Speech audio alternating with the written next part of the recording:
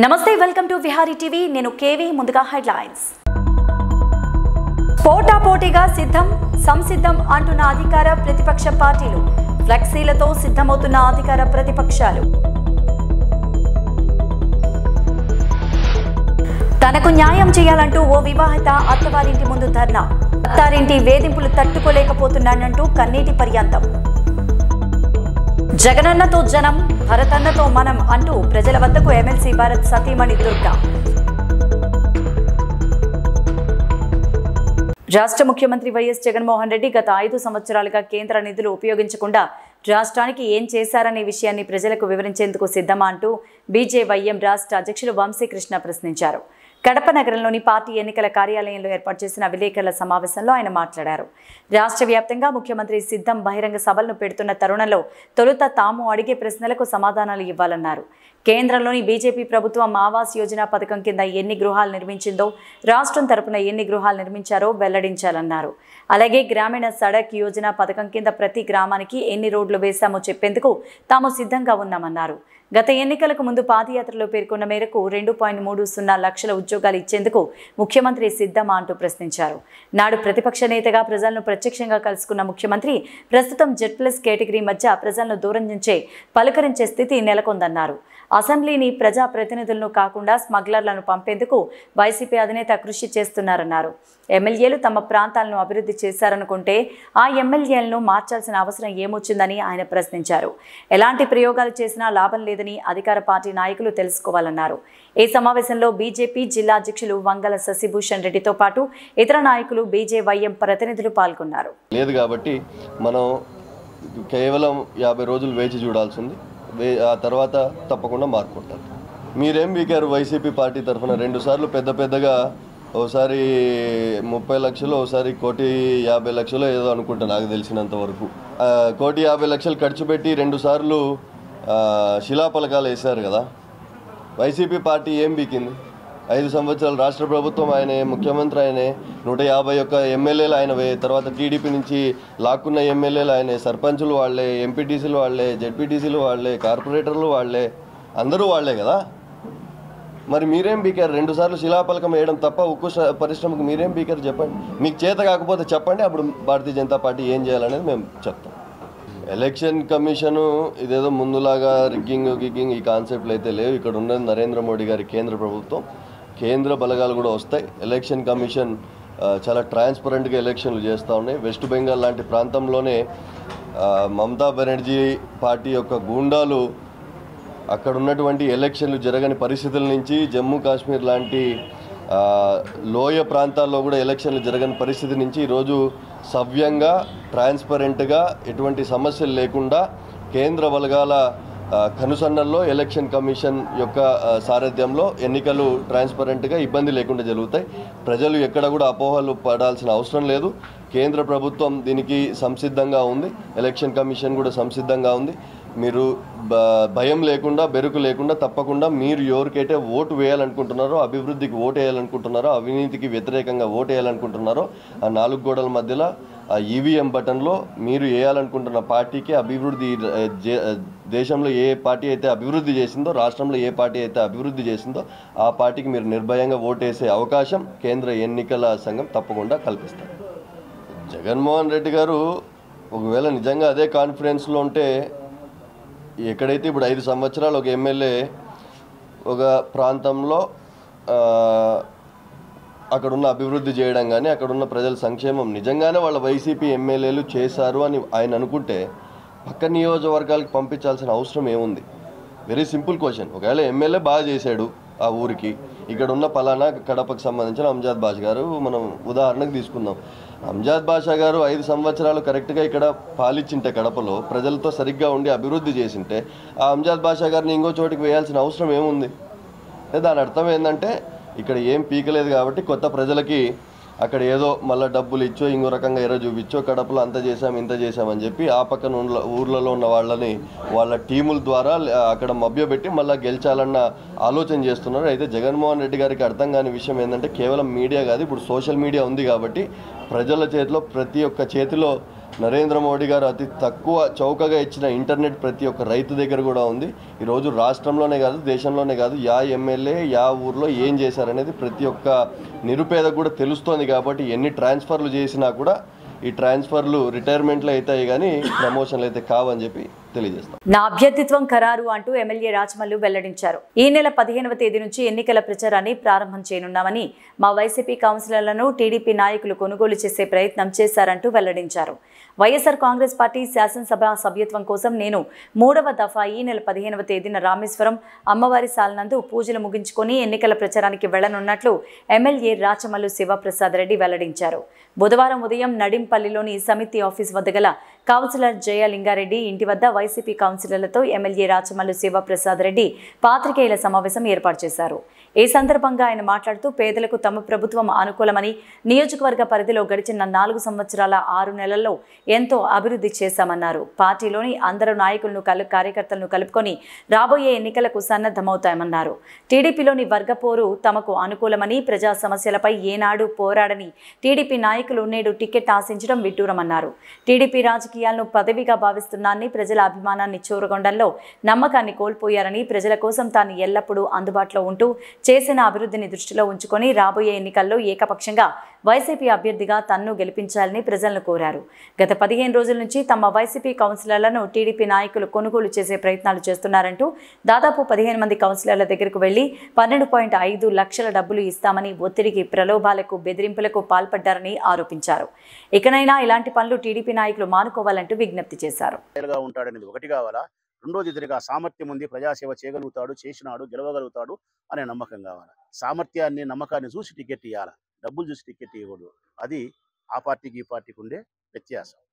ఇక 30 లక్షలు ఇచ్చి మీరు ప్రజాప్రతినిధులు కొంటున్నారు. కార్యకర్తలకు, నాయకులకు డబ్బులు ఇచ్చి కాదన్నా మీరు కొనాల్సింది. కార్యకర్తలకు, నాయకులకు మనపైన నమ్మకం ఉండాలా. ఏమని నమ్మకం ఉండాలా? నేను పట్టిన వైఎస్ఆర్ కాంగ్రెస్ పార్టీ జెండా ఏదైతే చేత పట్టినానో ఆ జెండా పట్టిన ఈ చేతిని రాచమల్లు శివప్రసాద్ రెడ్డి సంరక్షించగలుగుతాడు, గౌరవంగా మమ్మల్ని నిలపగలుగుతాడు, ఏ కష్టకాలంలో అయినా తన ప్రాణానైనా మా కోసం ఇవ్వగలుగుతాడనే విశ్వసనీయత వీళ్ళకు నా మీద ఉండాల. అదే నా వెంట నడిపిస్తుంది. 30 లక్షలు కాదన్నా, 30 లక్షలు తీసుకుంటే ఒక్కరోజే, 2 రోజులే, తర్వాత హృదయంలో ప్రేమ లేని వ్యక్తులు నీ వెంట పెట్టుకొని నీ విజయాన్ని సాధించగలుగుతావా? అది సాధ్యమవుతుందే? ఇది కూడా మీరు తెలుసుకోవాల్సిన అవసరం ఉంది. 3000 రూపాయలు ఓటుకి ఇస్తా అంటారు మీరు. ఓటు వల్ల, డబ్బు వల్ల ఓటేస్తారా? ప్రజలు డబ్బు తీసుకోవచ్చు. మన అవసరాల కోసం మనం డబ్బు ఇస్తా అంటే పేదరికంలో ఉండే ప్రజలు కాదనలేక తీసుకోవచ్చు. వారిని తప్పు పట్టడంలే. కానీ డబ్బు ఇస్తా అనేది మనమే, వాళ్ళు అడగడంలే. మీరు తెలుసుకోవాల్సిన సత్యం ఒకటి ఉంది తెలుగుదేశం పార్టీ నాయకులారా. 3000 ఇస్తే గెలుస్తామనుకుంటే పొరపాటు. కారణం, 2000 నువ్వు ఇచ్చినావు, 2000 ఇంకొక పార్టీ ఇచ్చింది. కానీ నువ్వు ఓడినావు, వాడు గెలిచినాడు. 1000 నువ్వు ఇచ్చినావు, వాడు ఇచ్చినాడు, వైఎస్ఆర్ కాంగ్రెస్ పార్టీ. వాడు గెలిచినాడు, నువ్వు ఓడినావు. మరి కారణం, నీ డబ్బుకు విలువ లేదు, ఆ డబ్బుకు విలువ ఉంది. అంటే ఇక్కడ అర్థం, ఈ డబ్బు కంటే కూడా ఆ డబ్బు ఇచ్చిన చేతి వెనక ప్రజాసేవ అనే పదం ఉంటేనే ఈ డబ్బుకు విలువ ఉంది. కాబట్టి నువ్వు 3000తోనూ 4000తోనూ ఓటు కొనాలనుకుంటే నిరర్థకం. ప్రజాసేవ చేయని చేతి నుంచి ఎన్ని వేల రూపాయలు వచ్చినా ప్రజలు ఓటు వేయరు. ప్రజాసేవ చేతి నుంచి 10 రూపాయలు వచ్చినా ప్రేమగా తీసుకొని ఓటు వేయగలుగుతారు. కాబట్టి ప్రజలను డబ్బుతో కొనే ప్రయత్నం చేయొద్దు. కార్యకర్తలు, నాయకులు ఎన్నికలప్పుడు అప్పుడప్పుడు దిగుమతి చేసుకునే ప్రయత్నం కాకుండా జీవితకాలం వారి యొక్క ఆత్మగౌరవాన్ని పరిరక్షిస్తూ వాళ్ళ అవసరాలను కాపాడుతూ ఉంటేనే నీ వెంట నడుస్తారు. టికెట్ తీసుకోవడానికి కావాల్సినది 30 కోట్లు షో చేయడం కాదు. పార్టీకి నీ మీద నమ్మకం ఉండాలా, పార్టీలు మారకుండా ఉండాలా, ఏకపక్షంగా ఉండాలా, నాయకునికి మాట శిరోధార్యమే ఉండాలా. నువ్వు గెలవగలిగిన సామర్థ్యం ఉన్నప్పుడే నీకు టికెట్ ఇస్తారు. ఇదే కదా రాజకీయం. ఇంత చేసిన తర్వాత కూడా రాజకీయం అంటే పదవి పొందడం కాదు. ఇంత చేసిన తర్వాత రాజకీయం అంటే ప్రజాసేవ చేయడం, ప్రజల యొక్క మన్నన పొందడం, ప్రజల యొక్క నమ్మకాన్ని పొందడం.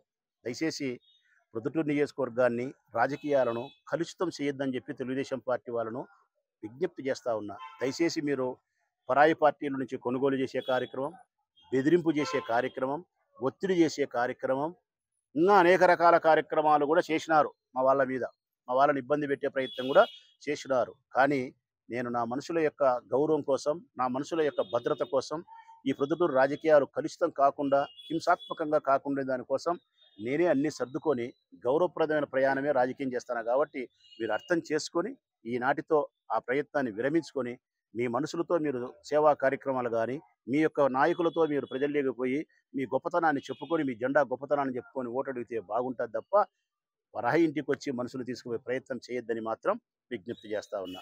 నేడైతే విజ్ఞప్తి, మరొకసారి పునరావృతమైతే దండన, దండన, మరొకసారి పునరావృతమైతే దండనే. నేడైతే విజ్ఞప్తి. సెలవు. నాయకులను విమర్శించడం నా మతం కాదని నంద్యాల కొండారెడ్డి అన్నారు. మంగళవారం మాజీ ఎమ్మెల్యే మల్లెల లింగారెడ్డి తనపై చేసిన వ్యాఖ్యలు ఖండించారు. టీడీపీ నాయకుడు నంద్యాల కొండారెడ్డి అయితే అనే వ్యక్తి తన ఫోటోతో కూడిన సమాచారం సామాజిక మాధ్యమాల్లో పోస్టు చేస్తున్నట్లు తెలిపారు. సదరు వ్యక్తికి తాను కాల్ చేసి మాట్లాడగా పోస్టు తొలగించారని బుధవారం మధ్యాహ్నం ఏర్పాటు చేసిన పాత్రికేయుల సమావేశంలో తెలిపారు. టీడీపీలో తన ఉనికి కాపాడుకున్నామని, అధిష్టానం ఆదేశాల మేరకు తాము పార్టీ బలోపేతం కోసం పనిచేస్తున్నామన్నారు. రాబోయే రోజుల్లో టీడీపీ పార్టీ మరింత బలోపేతం దిశగా అడుగులు వేస్తామన్నారు. కొందరు సర్వే నిర్వహించి పొద్దుటూరు టీడీపీ ఎమ్మెల్యే అభ్యర్థిగా తన తండ్రి మాజీ ఎమ్మెల్యే నంద్యాల వరదరాజుల రెడ్డి పేరు సూచించారన్నారు. గతంలో కూడా తన తండ్రి నాయకత్వం గుర్తించి పార్టీలు టికెట్ ఖరారు చేశారని, ప్రజలు ఆయనకు మద్దతుగా నిలిచి పార్టీలకు అతీతంగా గెలిపించాలని గుర్తు చేశారు. కాంగ్రెస్ పార్టీ ఉనికి ఆంధ్రప్రదేశ్లో లేనందున తన తండ్రి పార్టీ వేసినట్లు తెలిపారు. గతంలో తన తండ్రిని వైసీపీలోకి ఆహ్వానించారని, కానీ సున్నితంగా తిరస్కరించారని, కాంగ్రెస్ జాతీయ నాయకుడు రాహుల్ గాంధీ చేపట్టిన జోడో యాత్ర ఆంధ్రప్రదేశ్లోకి అడుగు పెడుతున్న సందర్భంగా ఆయన్ను జాతి సమైక్యత కోసం కలిసినట్లు చెప్పారు. తాము పూర్తి సెక్యులరిస్ట్ అని, టీడీపీ పార్టీ ప్రయోజనాల దృష్ట్యా బీజేపీతో పొత్తు ఒప్పందం చేసుకున్న తమ భావజనాల్ని పక్కన పెట్టి పార్టీ బలోపేతం కోసం కృషి చేయాలన్నారు. కార్యక్రమంలో పలువురు టీడీపీ నాయకులు పాల్గొన్నారు. అది ఎవరు చేసినా కూడా ఇది మేము పెట్టించినట్టుగానే ఉంటుంది కాబట్టి లేదన్నా నేను పెట్టినా, నేను మీ అభిమానిని, నేను ఇది కోరుకుంటున్నా అన్నాడు. ఎందుకు పెట్టినామంటే నేను ఇది కోరుకుంటున్నానని. నీ కోరిక కరెక్టే ఉండొచ్చు, కానీ ఇది స్ప్రెడ్ అయినారంటే ఇది మేము పెట్టించినట్టుగా ఉంటుంది, ఇది వివిధ రకాలుగా అర్థాలు పోతాయి కాబట్టి ఇది తీసేయి. అందులో పార్టీలు కూడా ఇది మా క్రమశిక్షణ రాహిత్యానికి దారితీస్తుంది కాబట్టి వద్దు తీసేయని చెప్పి తీసేసినా అతను అందరికీ ఎవరెవరికైతే పంపించినాడో వాళ్ళందరితో అందరి దాంట్లో తీసేసినాడు. అయితే అక్కడక్కడ మళ్ళీ పంపించిన వాళ్ళు మళ్ళీ ఇంకో చోట పెంచినా 1-2 చోట్ల మిగిలిపోయి ఉండొచ్చు. నాకు తెలిసి యాక్చువల్గా ఆయన వైరల్ అయింది అన్నాడు. ఎక్కడ వైరల్ కాలే, మా గ్రూప్స్ నుంచి కూడా దాన్ని వైరల్ చేయలే. నేను మా గ్రూప్స్లో వాళ్ళకందరికీ కూడా ఇన్స్ట్రక్షన్స్ ఇచ్చినా దీన్ని ఎక్కడ కూడా మీరు పోస్ట్ చేయొద్దని చెప్పి. మా గ్రూప్స్ని కానీ మీ సోషల్ మీడియాకి కూడా ఎవరికైనా వచ్చిందే, మా గ్రూప్స్ నుంచి అయితే మీకు ఎవరికి ప్రమోషన్ చేయమని కూడా మీకు ఎవరు మేము పెట్టలే. అదంతా ఎందుకంటే మాకే తెలిసింది కాబట్టి శుద్ధ అబద్ధం అని చెప్పి మేమే చెప్పినాం, దాన్ని వివరణ ఇచ్చినాం. అయితే నిన్న ప్రెస్ మీట్ కంటే ముందు 1 గంట ముందు లింగారెడ్డి దగ్గర ఒక మస్తాన్ అనే పిఏ ఉంటాడంట. మరి నాకు అది నిజమో కాదో తెలియదు. అతని సోషల్ స్టేటస్లో దాదాపు ఇది గంటన్నర సేపు ఈ పోస్ట్ను అతని సోషల్ స్టేటస్లో ఉన్నది. మరి అతను కూడా నాకు అభిమానే, లేకపోతే ఈ ప్రెస్ మీట్కు కారణాన్ని వెతుక్కునే దానికోసం ఆ విధంగా చేసినారా నాకు తెలియదు. రెండవది, మా పార్టీలో మా ఉనికిని గురించి మాట్లాడుతున్నారు. మేము వివిధ సందర్భాల్లో చంద్రబాబు నాయుడు గారిని, లోకేష్ గారిని కలిసినప్పుడు మీరు తెలుగుదేశం పార్టీ బలోపేతానికి మీ చేతనైనంత మీ శక్తి మేరకు పనిచేయండి అని చెప్పినారు. వారి ఆదేశాల మేరకే మేము పార్టీని బలోపేతం చేయడానికి మా శక్తి మేరకు మేము ప్రయత్నం చేస్తున్నాము. దీన్ని కంటిన్యూ చేస్తాం.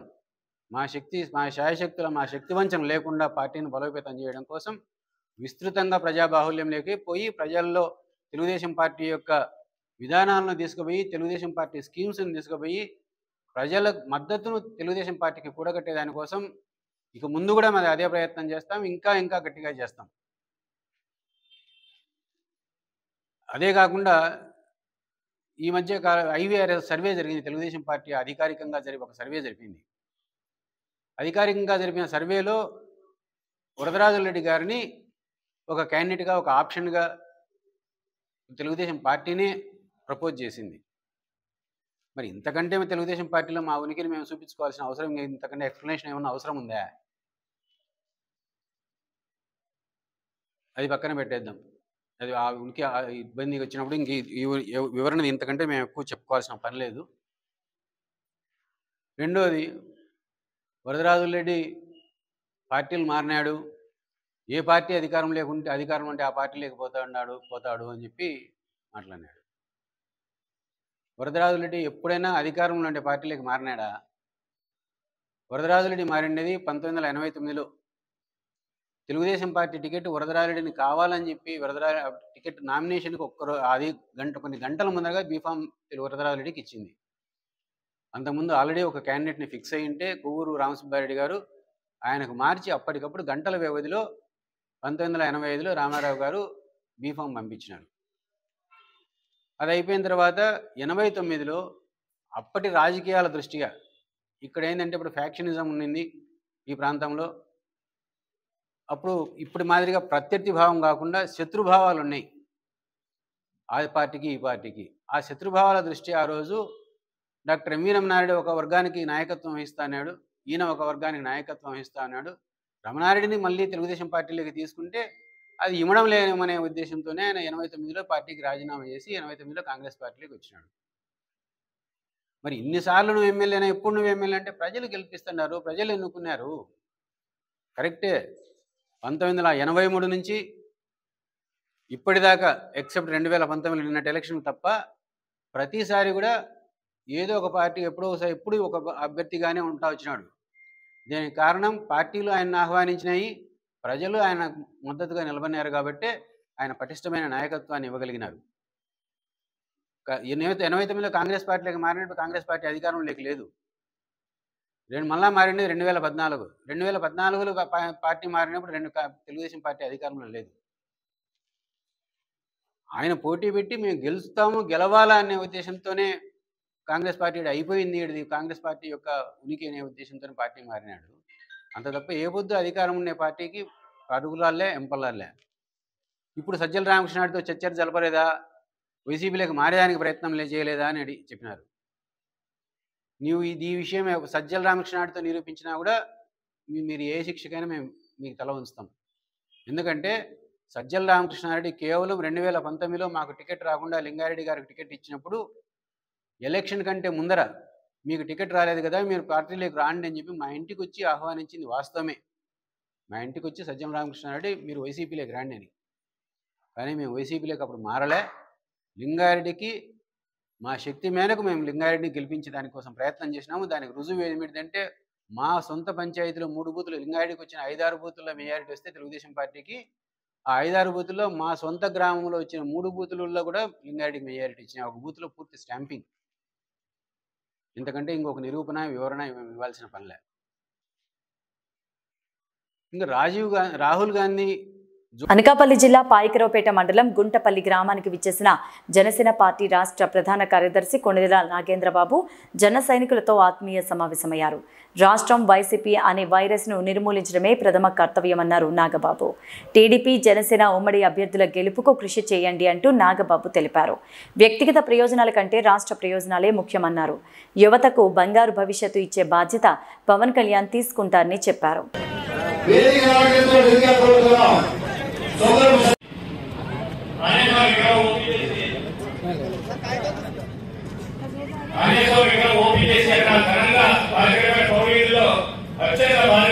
తీసుకొచ్చి కొడుకుల్లో కూడా బాబు జరిగించడంలో స్టాచ్యూ ఆయన చేత ఓపెన్ చేశాము.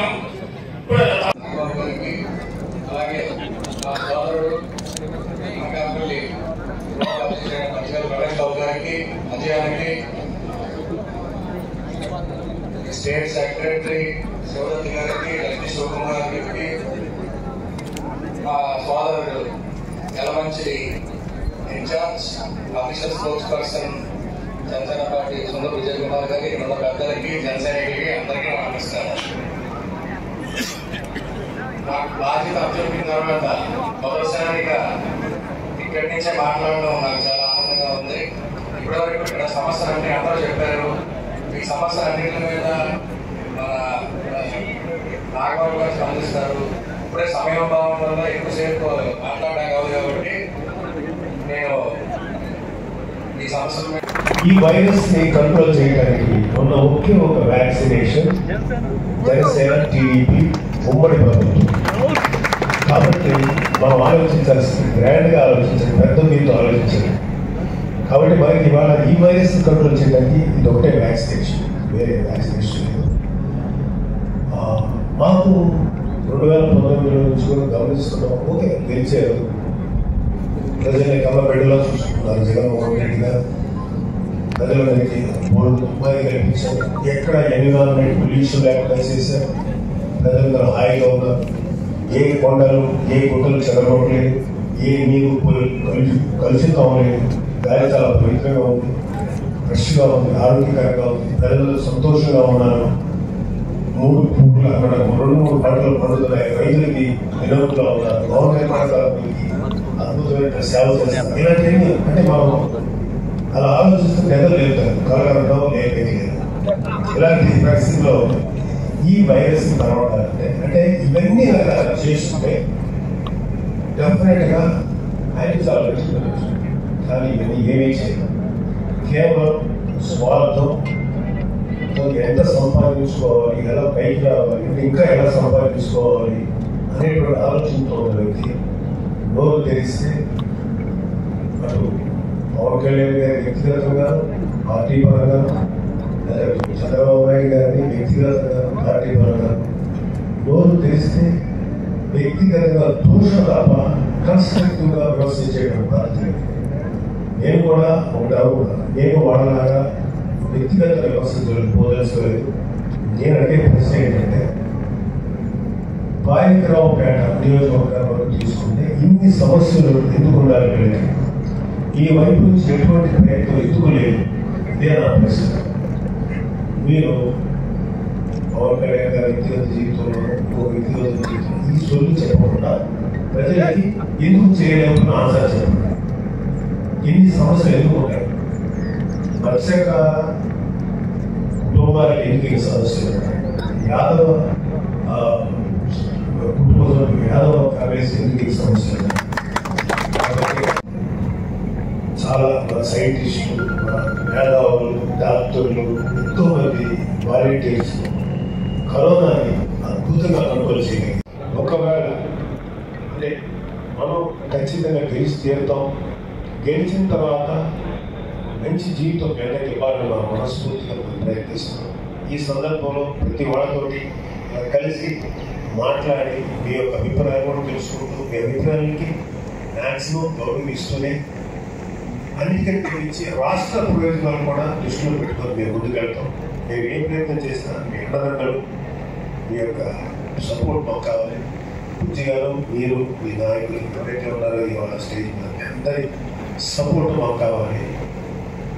ప్రాంతాలకు అతీతంగా రాష్ట్రానికి ఎలా చేయాలని ఆలోచిస్తే ఖచ్చితంగా అధికారం మన కైవసం ఉంటుంది. మనం గెలుస్తాం, ప్రజలకి మంచి చేస్తాం. దీంట్లో వేరే ఆలోచన లేదు. Thank you very much. జై జనసేన, జై బాలికరావుపేట. తెల్లగా ఉన్న రోడ్డును ఎర్రగా మార్పు చేసి 10 లక్షల గ్రాంట్ను మాయం చేసిన ఓ చోటా నాయకుడు భారీగా పర్సెంటేజ్ పుచ్చుకొని సహకరించారు. ఓబులవారిపల్లె మండల ఎంపీటీఓ విజయరావు చేసింది 2-3 లక్షలకు పని, మిగిలింది స్వాహ అంటూ గగ్గోలు పెడుతున్నారు కొంతమంది స్థానికులు. ప్రజా శ్రేయస్సు కోసం ఖర్చు పెట్టవలసిన ధనానికి భారీగా తూట్లు పొడవడమే అంటూ గుసగుసలు వినిపిస్తున్నాయి. ఇక వివరాలు పరిశీలిస్తే అన్నమయ్య జిల్లా రైల్వే కోడూరు నియోజకవర్గం ఓబులవారిపల్లె మండలంలో ప్రపంచ ప్రసిద్ధిగాంచిన ముగ్గురాయి గన్లు ఉన్నటువంటి మంగంపేట గ్రామానికి సంబంధించిన శ్మశాన వాటికలోని రోడ్డును చదును చేసేందుకు 2-3 లక్షల రూపాయలతో సరిపెట్టేదానికి ప్రజాధనానికి తూట్లు పొడిచేలా 10 లక్షల రూపాయలు శాంక్షన్ చేయించుకొని తెల్లగా ఉన్న శ్మశాన వాటిక రోడ్డుపై ఎర్రటి మొరాన్ని పలుచుగా వేసి దాన్నే చదును చేసి 2-3 లక్షలకు మించి ఖర్చు చేయకుండా పనిచేసి ప్రజా శ్రేయస్సు కోసం ఖర్చు చేయవలసిన డబ్బును కొట్టేసిన భాగం పట్టుకోవాలనే ఉద్దేశంతో మనసులో పెట్టుకుని ప్రజాధనానికి భారీగా తూట్లు పొడిచిన ఓబులవారిపల్లె మండల ఎంపీడీఓ విజయరావు చేసిన పని ఇంత అంతా కాదంటూ గుసగుసలు వినిపిస్తున్నాయి. ఆల్రెడీ ముందు ఉన్న రోడ్డుపై ఎర్రమొరం పల్చగా పోసి చదును చేసేందుకు 10 లక్షల రూపాయలు ప్రజాధనాన్ని ఏ విధంగా వృధా చేస్తారంటూ, అసలు ప్రజా అభిప్రాయం కోసం ఖర్చు చేయవలసిన ధనాన్ని ఈ విధంగా వృధా చేస్తుంటే రాష్ట్ర అభివృద్ధి కోసం ప్రజలపై పన్నుల భారం మోపి ఆ ఖజానాను భర్తీ చేయాలో, ప్రజలపై పన్నుల రూపంలో ఏ రకాల భారాలు పడతాయో అర్థం కాని పరిస్థితి ఏర్పడిందంటూ కొంతమంది మేధావులు చర్చించుకున్నట్లు సమాచారం. ఇవన్నీ ఇలా ఉంటే ఆ చోట నాయకుడు వచ్చిన అధికారులకు, నాయకులకు పుష్పగుచ్చాలు అందించి శాలువాలు కప్పి బుట్టలో వేసుకోవడం, అది కాదంటే నాయకుల ద్వారా అధికారులపై ఒత్తిడి తెచ్చి పనులు చేయించుకోవడం, ఫార్మేషన్ రోడ్డు పేరుతో లక్షల రూపాయలు స్వాహా చేసి అందులో నుంచి అంతో ఇంతో ఖర్చు చేసి ఏదో ఒక చిన్న పని చేసి సొంత నిధులతో రోడ్లు వేశాన్ని, అంతేకాక పలు రకాల పనులు చేసినట్లు ప్రచారం చేసుకోవడం సదా మామూలే అయిపోయిందంటూ కొంతమంది స్థానికుల దగ్గర నుంచి భారీ ఎత్తున గుసగుసలు వినిపిస్తున్నాయి. ఈ 10 లక్షలు గ్రాంట్ కూడా ఎక్కడి నుంచి వచ్చిందో మీడియాకు కూడా అర్థం కాకుండా పోవడం ముఖ్య విశేషం.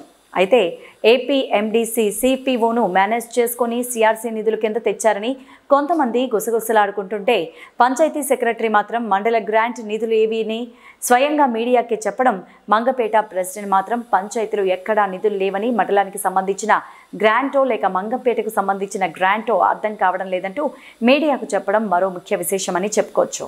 మరి ప్రజాధనం ఈ విధంగా వృధా చేస్తుంటే అధికారులు ఏం చేస్తున్నారు, ఎందుకు చర్యలు తీసుకోవడం లేదు, సక్రమంగా పనిచేస్తుంటే ఇలాంటి పుకార్లు ఎందుకు షికార్లు కొడుతున్నాయో ప్రజలు వ్యక్తం చేస్తున్న పలు రకాల అనుమానాలపై ఓబులవరపల్లి ఎంపీడీఓ ఏ విధమైన వివరణ ఇస్తారో వేచి చూడాల్సి ఉంది.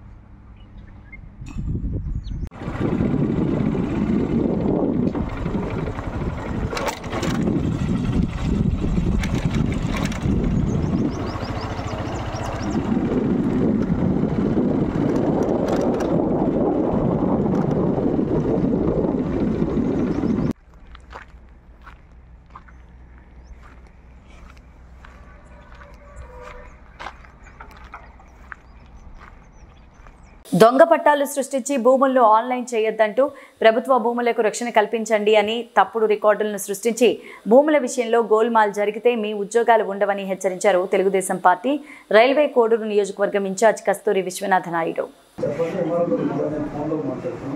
ఇటువంటి జరిగితే మండలం వ్యవస్థను బయటికి పోనీయకుండా స్తంభింప చేస్తాం, న్యాయపరంగా పోరాడటం. మాకేం అభ్యంతరం లేదు. ఏదో ఇన్న ఊర్లు కనుగలు రెండు పుల్లంపేట రెండు తీసుకొచ్చి వీళ్ళ చెప్పులు మూసేవాళ్ళను ఇంకొకరికి ల్యాండ్స్ ఇస్తే తప్పకుండా ఎంఆర్ఓ ఆఫీస్ దగ్గర ముట్టడి చేయడమే కాదు, న్యాయ పోరాటం చేస్తాం. ఈ విషయాన్ని ఆయనకు తెలియవలసండి. ముందు మీ కలెక్టరే పోయినాడు ఇంటికి, ముందు మీ ఉద్యోగాలు కాపాడుకోండి. తర్వాత అంటే వాళ్ళ ఇప్పుడు మీకు ఎవరైతే చెప్తున్నారో వాళ్ళు అవుట్డేట్ అయిపోయినారు. నెల 2 నెలల 3 నెలల నెలన్నర ఇంకైనా ఎలక్షన్ నోటిఫికేషన్ వస్తే ఎవరు ఏం చేయగలిగేది కూడా ఉండదు. దయవించి తప్పు చేయకుండా ముందు మీ స్కిన్ మీరు కాపాడుకోండి. తమరందరికీ తెలియవలసింది.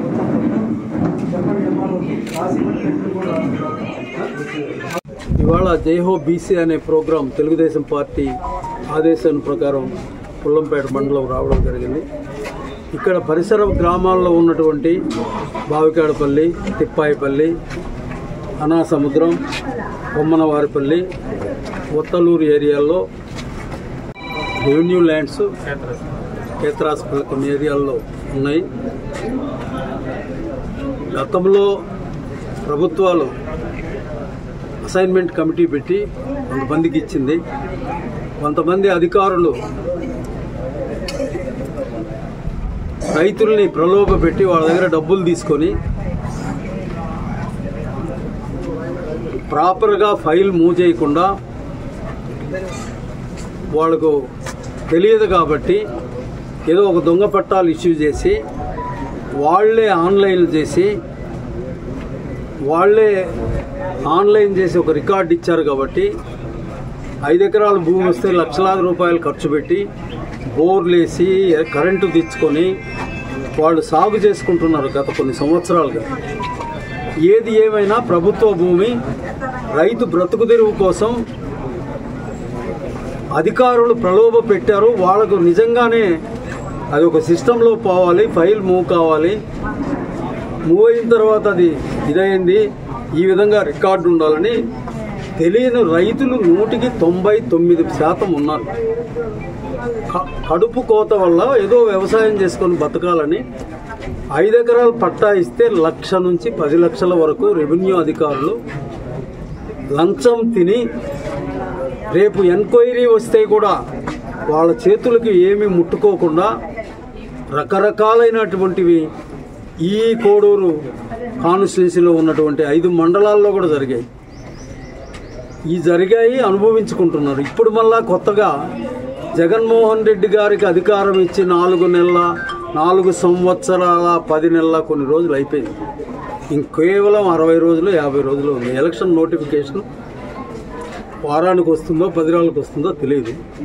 ఈరోజు వాళ్ళ చెప్పులు మోసేవాళ్ళు, వాళ్ళ కొమ్ము కాసే వాళ్ళ కోసం అనాదిగా రెవెన్యూ అధికారులు చేసిన తప్పుల వల్ల బోర్లు వేసుకొని అనుభవంలో ఉండే భూములు కూడా సొంత గ్రామాల్లో ఉన్నటువంటి ల్యాండ్లెస్ పూర్ కాకుండా వాళ్ళ మన్ననలు పొందిన వాళ్ళకి అక్రమంగా కొత్త పట్టాలను సృష్టిస్తున్నారు అని చెప్పి పరిసర గ్రామాల్లో ఉండేవాళ్ళు చెప్పడం జరిగింది. అటువంటివి కన్నా ఇక్కడ ఉండే రెవెన్యూ వాళ్ళు జరిగితే మొత్తం ఇక్కడ మెయిన్గా పెనగలూరు 2 మండలాల్లో, మిగిలిన మండలాల్లో నా దృష్టికి రాలేదు. అటువంటిదే జరిగితే కోడూరు కాన్స్టిట్యున్సీలో ఉండే తెలుగుదేశం క్యాడర్, రాజంపేటలో ఉండే తెలుగుదేశం క్యాడర్ వచ్చి ముట్టడించి న్యాయం కోసం పోరాడి వాళ్ళ ఉద్యోగాలు తీసేయడమే కాకుండా ఒకటే చెప్తున్నారు రెవెన్యూ వాళ్ళకి, జాగ్రత్త, మీ కలెక్టరే దొంగ ఓట్లు ఎక్కించి ఎక్కడికి వెళ్ళారో మీరు ఒక్కసారి ఆలోచించండి. కలెక్టర్తో పోల్చుకున్నప్పుడు మీ బతుకేంటో ఆలోచించకండి. తప్పు చేసిన వ్యక్తినే నేను మాట్లాడుతున్నాను. వాళ్ళ బతుకు అని ఎంఆర్ఓలు నేను అందరినీ మాట్లాడడం లేదు. ఎవడైతే తప్పు చేస్తున్నాడో వాడిని నేను మాట్లాడుతున్నా. తప్పు చేయనోడికి నా వాదన కరెక్ట్ కాదు. తప్పు చేసిన నీ కలెక్టరే ఎక్కడికి వెళ్ళాడో మీరు గుర్తుపట్టుకోండి. చిన్న ఇక్కడ అటెండర్ దగ్గర నుంచి అప్ టు ఎంఆర్ఓ దగ్గర కూడా తప్పు చేస్తే వచ్చేది తెలుగుదేశం పాలన. మీ చర్మం తీస్తాం. మీరు ఎక్కడున్నా ఎంటబడి మీ ఉద్యోగం పోగొట్టేదానికి కూడా ట్రై చేస్తాం. న్యాయంగా పోండి. మిమ్మల్ని నెత్తిని పెట్టుకొని ఇదే ప్లేస్లో పెట్టి న్యాయం కోసం, ప్రజల కోసం మీరు పనిచేసినట్టు మేము చేస్తామని చెప్తూ హెచ్చరిస్తున్నామని నేను తెలియపరుస్తున్నాను. జై హింద్, జై తెలుగుదేశం, జై చంద్రబాబు నాయుడు. న్యాయం చేయాలంటూ అత్తవారి ఇంటి ముందు ధర్నా చేస్తున్న చట్టి రమ్య. దువ్వాడ స్టేషన్ పరిధి అగనంపూడిలో ఘటన వెలుగు చూసింది. 2021లో చట్టి వెంకట అప్పారావుతో రమ్యకు వివాహమైంది. 3 నెలలు బాబుగా చూసుకున్న భర్త తర్వాత నుంచి వేధింపులు మొదలుపెట్టాడు. వరకట్నం వేధింపులు, అత్త మామ ఆడపడుచుల వేధింపులు. రమ్యకు 2022 కిడ్నీ పాడవడంతో డయాలసిస్ అవ్వడంతో మరిన్ని కష్టాలు మొదలయ్యాయి. ఇక విడాకులు కావాలంటూ లాయర్ నోటీస్ పంపించాడు భర్త. బాధితురాలు రమ్య భర్త ఇంటి ముందు నిరసన చేపట్టింది. అత్తింటి ఆరేళ్లకు గురి చేస్తున్న వారిపై కఠిన చర్యలు తీసుకోవాలంటూ డిమాండ్ చేస్తున్నారు బాధితురాలు. ఘటనా స్థలానికి చేరుకున్న దువ్వాడ పోలీసులు విషయాన్ని పరిశీలిస్తున్నారు. పలానా రోజు వస్తామండి, మా పెద్దలు వస్తాం, మా అమ్మాయికి మీకు విడాకుల నోటీస్ ఎందుకు పంపించారని చెప్పేసి. మరి ఇప్పుడు మా అందరూ ఇక్కడ ఉంటుండగానే ఆ డ్యూటీకి వెళ్ళిపోవడం ఏంటి? మన కబురు అలాగే సార్, అలాగే సార్, చిన్నదైపోయినట్టు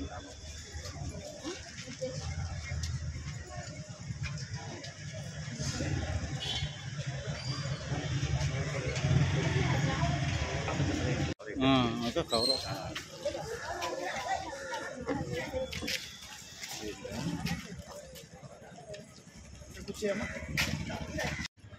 పాపను మాట్లాడతా.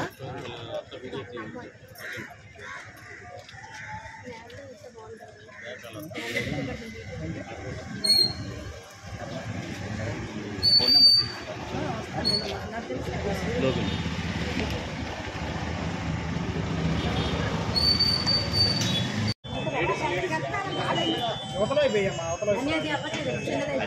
చిన్నదైపోయింది. ఓకే, అక్కడ నిలబడి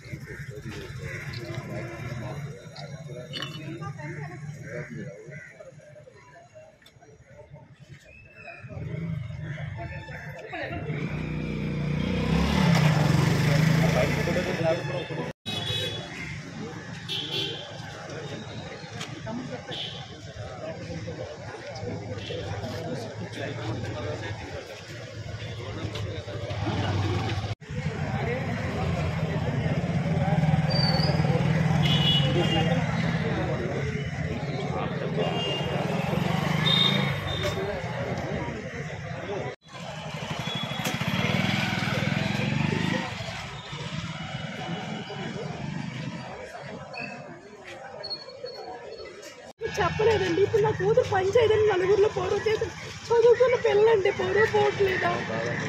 నా 3 కూతురుతో నేను ఎక్కడంటే ఎందుకంటే ఈ వయసులో పెళ్లి చేస్తాను. నా పరిస్థితి బాగోలేక నేను 10 లక్షలు కట్టిన, 5,50,000 3 తులాల బంగారం సారీ తీరండి ఇచ్చి పంపించిన. నా ఇల్లు జాగా కూడా నా కొడుకు లేడు, మీకే రాస్తాను నా కొడుకులేదని చెప్పాను. కానీ ఆడేట్ చేశాడంటే లాస్ట్ మాకు ఈ రోడ్డు మీద తీసాడు. మేము ఎప్పుడు బయటకు రాలేదండి.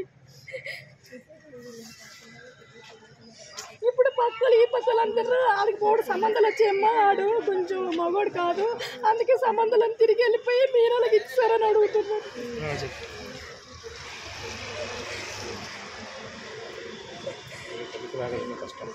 ఈరోజు అందరు ఈ కుర్రలందరూ మాకు పాపకు అందములు, ఒక్కడు కూడా నా కొడుకు చచ్చిపోయి వీళ్ళందరూ కొడుకులా ఎగరకుండా 20 మంది వచ్చారు నాకు సపోర్ట్ చేయడానికి, నా కూతురు సపోర్ట్ చేయడానికి. ఈరోజు రోడ్డు మీద పడిపోయాము.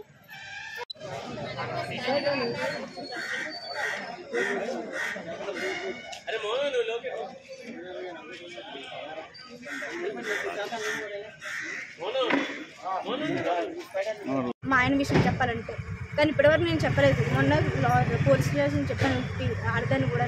పీరియడ్ టైంలో కూడా నాన్న నరకం చూపించేవారు సార్. మా అమ్మ నాకు ఎందుకు చెప్పుకోవడం అనేది కూడా చెప్పుకోలేదు. ఒక ఆడదాన్ని కదా నేనేం చెప్పానంటే ఏటైంది ఏంటి ఇలా అవుతుందమ్మా అంటే, ఇలా పెళ్ళి అయితే 3 నెలల వరకు కొంచెం బాగానే ఉండేవాడు. మా ఆయన ఇక్కడి నుంచి కూడా ఏం లేదు, ఏమనంటే అక్కలు అడుగుతాము లేదంటే మా అమ్మ లేచి కదే చేద్దాం అన్నట్టుగా వ్యతిరేకంగా మాట్లాడతారు. ఏమనంటే మీ అమ్మ ఇంత కట్నం ఇచ్చింది, మీ నాన్న ఇంత బంగారం పెట్టాడు.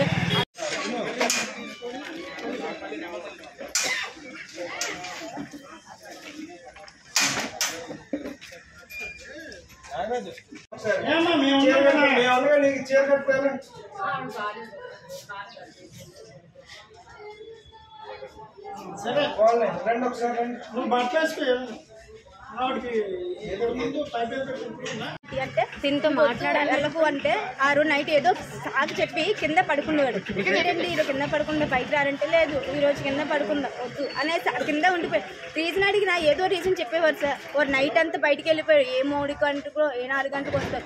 రాత్రి అంతా ఎక్కడికి వెళ్ళాలంటే మీకు చెప్పాల్సిన నాకు లేదు అనేసి అడుగు. పెళ్ళంగా నేను అడగకపోతే ఇంకెవరు అడుగుతారు సార్? వాళ్ళ అమ్మ నాన్న అడగవసరం లేదు. వాళ్ళ అమ్మ నాన్న అడిగినా ఇలాగెళ్ళి అడగని చెప్తారు. పెళ్ళని అడిగితే నిబంధన నీకేం చెప్పాలి, నీకే రైట్స్ ఉన్నాయని అడుగుతున్నాను. సరే మీ అక్క అన్నదంటే మా అక్క అంటే దీన్ని పడాలి అని అంటే నేను ఇంట్లో పడ్డానికి వచ్చాను. ఏమని అడిగితే అంత కట్నం కొట్టుకొచ్చినా కూడా నువ్వేం కట్నం తెలియదు, మీ అమ్మని ఇల్లు రాయమని మీ నాన్న భూమి రాయమని అంటే నేను ఒక్కదాని అయితే అదే రాసేవారు. నా వెనక అక్కడున్న చెల్లి ఉంది, ఎలా రాస్తారు సార్? వారికి 3 సమానంగా పంచాలి కదా.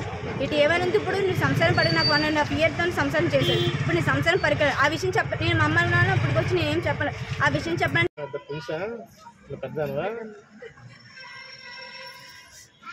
ఏ రోజు ఏం మాట్లాడినా మక్కలని చెప్తా ఉంది. రెండో ఉంది అది చూపిస్తుందండి. పాపం చుక్కలు చూపిస్తుంది. రాత్రి 11 అప్పుడు ఫోన్ చేసింది. మీరు రాత్రి రాబోతున్నా ఏదైనా రాత్రి తీసుకెళ్ళిపోమంది. అంటే ఒక 100 రూపాయలు ఇచ్చి బస్సు వచ్చి కూడా కట్టుబడి పంపించింది. మాట్లాడుకునేవానుకో రాజు ఉన్నారా ఎవరు ఎటు మాట్లాడేస్తున్నావు అనేసి మాడబొట్లు మా అత్త తీసేసి వాళ్ళ దగ్గర కూర్చోబెట్టు. పెళ్ళం అనేది ఏదో మాట్లాడుకుంటాం, ఏం మాట్లాడుకోకూడదండి. ఏం మాట్లాడుకుని ప్రైవేసీ అనేది మా వద్ద ఏది. అపోహలు విడనాడి రక్తదానం చేసేందుకు ముందుకు రావాలంటూ జిల్లా ఎస్పీ తుహిన్ సిన్హా పిలుపునిచ్చారు. అల్లూరి సీతారామరాజు జిల్లా అరకు నియోజకవర్గం హుక్కుంపేట మండలంలో జిల్లా collector Sumit Kumar, ITDA PO Abhishek ఆదేశాలతో స్థానిక ఎంపీడీఓ వెంకట్రావు ఆధ్వర్యంలో Indian Red Cross Society mega రక్తదాన శిబిరాన్ని ఏర్పాటు చేశారు. ఈ శిబిరానికి election cell social media CI Sudhakar 27వసారి రక్తదానం చేశారు. అలాగే 33 పంచాయతీల సచివాలయం సిబ్బంది వాలంటీర్లు స్వచ్ఛందంగా వచ్చి రక్తదానాలు చేశారు. కార్యక్రమానికి జిల్లా ఎస్పీ తుహిన్ సిన్హా ముఖ్య అతిథులుగా హాజరై రక్తదానాలు చేశారు. ఈ సందర్భంగా ఆయన మాట్లాడుతూ జిల్లాలో రక్తపు నిల్వలు పెంచేందుకు ఉత్సాహవంతులు, యువకులు, ఉద్యోగులు సహకరించి రక్తదానం చేయాలంటూ అపోహలు విడనాడి ముందుకు రావాలంటూ పిలుపునిచ్చారు. So that we can save people in distress. నేను ఈ మంచం నుంచి అందరికీ రిక్వెస్ట్ చేస్తూ ఉన్నాము, మోటివేట్ చేస్తూ ఉన్నాము. భారీగానే ఇది బ్లడ్ డొనేషన్ క్యాంప్స్లో పార్టిసిపేట్ చేసుకోవాలి. మీరు కూడా రావాలి. హూఎవర్ ఆర్ ఎలిజిబుల్ ఇక్కడ వచ్చి మీరు బ్లడ్ డొనేషన్ చేసుకోవచ్చు. If anybody is stopping your ఏదైనా రూమర్ స్ప్రెడ్ చేస్తే with respect to blood donation camp, let us be very clear that అన్ని ఆల్ ఓవర్ వరల్డ్ ఇది జరుగుతూ ఉంది. ఇది ఒక మంచి పబ్లిక్ సర్వీస్ మీరు చేస్తారు. and is very much required for the people of Alluri Sitaram Raju district. So andariki ధన్యవాదాలు. Once again Red Cross Society ki, MPDO garu ki, Collector garu ki ధన్యవాదాలు చెప్తున్నాను for organizing this very important blood donation camp in Kumpeta.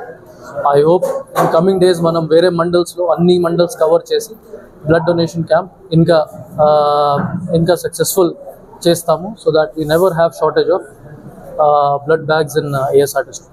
Thank you.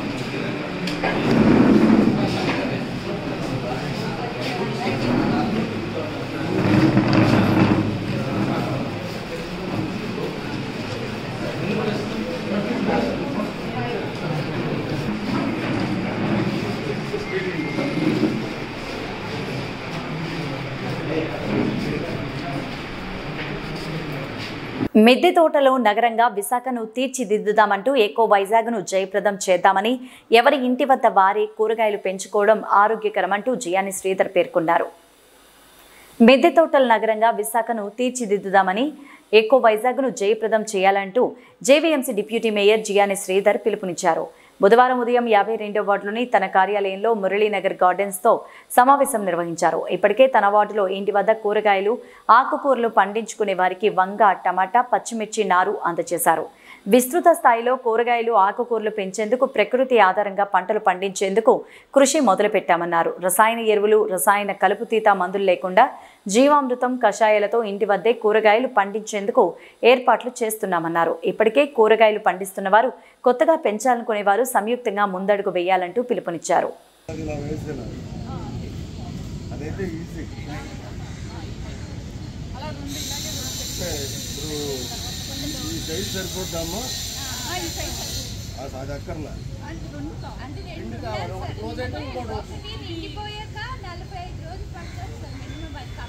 మీకు 2 రావాలి. అది వేయించినప్పుడు నేను మీకు phone చేస్తాను. మీరు వచ్చి అక్కడ యువకు వాళ్ళకు మెజర్మెంట్స్ ఇవ్వండి. ఆ ప్లేస్ ఎక్కడ చూపించమని చెప్తాను.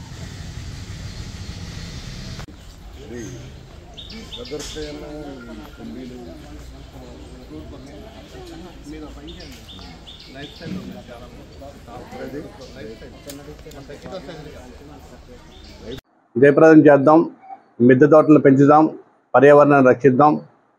మరి మురళీనగర్ ప్రాంతం నుంచే ప్రారంభించి విశాఖపట్నంలో 98 వార్డుల్లో కూడా మరి టెర్రస్ గార్డెన్ కానీ, బ్యూటిఫికేషన్ కానీ, మొక్కలు వీధిలో మరి వచ్చే సమ్మర్లో మరి పర్యావరణాన్ని రక్షించే విధంగా మనందరం కూడా మొక్కలు పెంచాలని ప్రతి స్కూళ్ళల్లో పిల్లలు, కాలేజీ పిల్లలు కానీ, స్కూల్ పిల్లలు కానీ ఒక అవేర్నెస్ తీసుకొచ్చి మరి పార్ట్ టైం జాబ్ కింద ఎవరైతే మహిళలు ఉన్నారో రెసిడెన్షియల్లో లేడీస్ అంతా కూడా ఈ మొక్కల పెంపకం మీద ఆసక్తి చూపిస్తున్నారు. కాబట్టి ప్రతి ఒక్కరం కూడా ఈ మొక్కల పెంపకం మీద ఒక అవగాహన తెచ్చి విశాఖ నగరాన్ని ప్రపంచ చరిత్ర పటంలో ఒక ముఖ్య నగరంగా విశాఖపట్నం గ్రీన్ సిటీగా, మరి విశాఖపట్నం ఇప్పటికే 4వ ర్యాంకులో ఉంది. దాన్ని మొట్టమొదటి ర్యాంక్ తీసుకెళ్ళడానికి మనంతా కూడా కృషి చేద్దామని, మనందరూ కూడా మొక్కలను పెంచాలని, పర్యావరణ రహిత నగరంగా మన విశాఖ నగరం మంచి నగరంగా తీర్చిదిద్దడానికి మనందరం కూడా కృషి చేద్దామని తెలియజేస్తూ సెలవు తీసుకుంటాం. ఇవే బులెటిన్ అప్డేట్స్. నమస్తే.